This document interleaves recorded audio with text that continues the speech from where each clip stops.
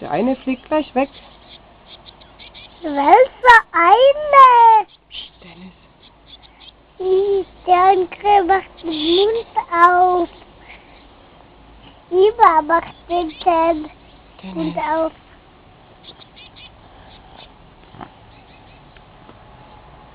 Wo ist der nächste?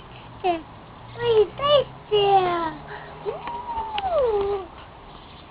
Ich lass den fliegen. Ja, lass ihn doch fliegen, lass ihn doch bitte mal.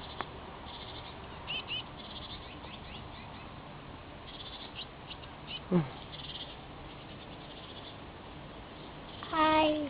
Hi. Der Vogel, der hat eine Blume. Der klettert schon. Hey. Lass ihn bitte. Riechst du auch das? Die Blumen sind duftig. Riechst du auch das, Vogel? Hast du eine Nase? Wo sollst du hin? Wo fliegst du hin?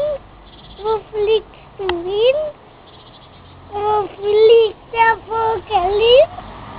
Mama! Er fliegt! Flieg, Vogel! Flieg!